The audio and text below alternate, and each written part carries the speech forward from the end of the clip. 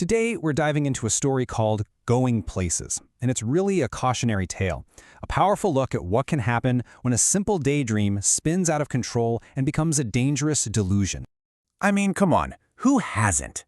You're staring at a window, maybe at work or in class, just imagining a totally different life for yourself, a better one. Maybe you're a rock star, an astronaut, whatever. That feeling, that urge to just escape, yeah, that's pretty universal. But what happens when that daydream just refuses to stay a dream? That's what this story is all about.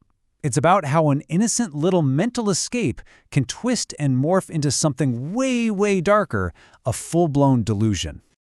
Okay, so let's meet our main character, Sophie. The best way to understand her is to know that she's basically living in two completely different worlds at the same time.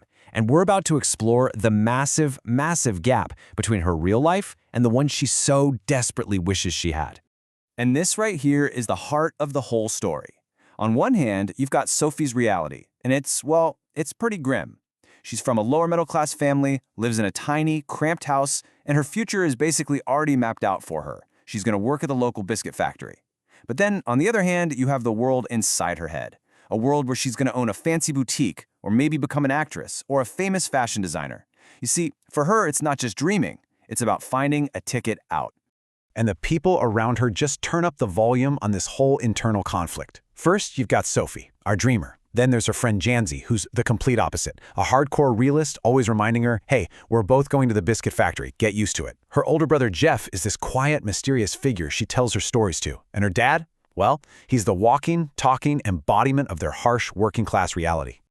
Okay, so this is where things really start to get wild. We're about to see how all that internal conflict just explodes into the main plot. It all starts with what seems like a small lie about a celebrity, but it quickly spins into a dangerous, all-consuming obsession. And you gotta see how carefully she builds this fantasy. This isn't just some offhand comment. First, she makes the claim to her brother. She met the superstar football player Danny Casey. Then she fills it in with these vivid, believable details. She mentions his green eyes, his gentle voice, the little detail about how neither of them had a pen for an autograph. And then she takes it to the next level with the big promise. He asked her out on a date.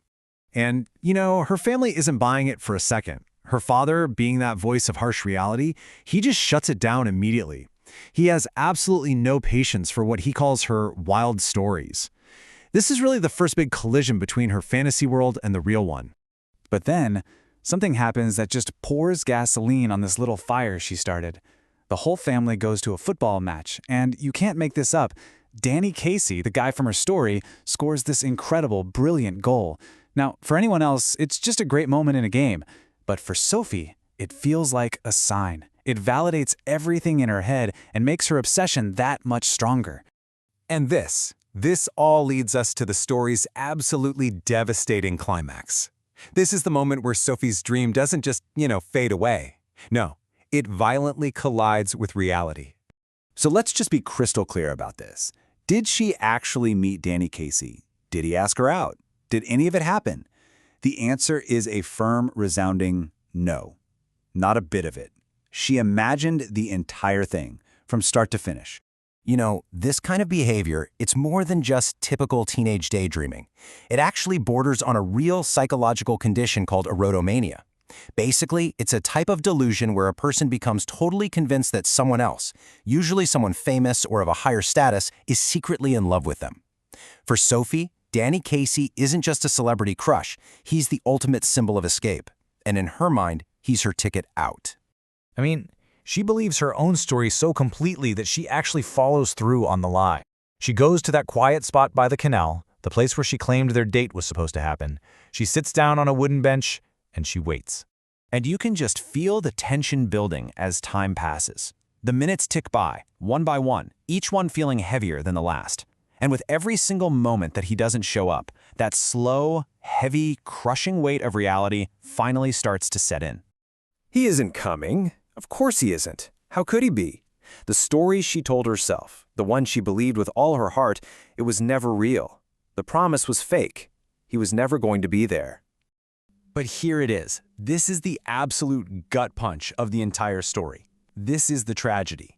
Even though the date was a total fantasy, The disappointment, the sadness, the pure agony she feels in that moment of realization, that heartbreak is 100% real. In the end, she becomes a victim of her very own illusion. So what are we supposed to take away from all this? I mean, it's really easy to just write Sophie off as a liar, right? But the story is asking us to look deeper than that, to really try and understand the why behind her fantasy. So when you really look at it, a much more complicated picture of her starts to form. You see, she's really a victim of her own grim circumstances. She's just using her imagination as a kind of shield to protect herself from a life she desperately doesn't want. And now, because of it, she's stuck carrying this incredibly heavy burden of a sadness that she created all by herself. And that really leaves us with this final lingering question for Sophie, and maybe for all of us who've ever used a daydream to escape. At what point does a beautiful fantasy stop being a shield that protects you and start becoming a cage that traps you?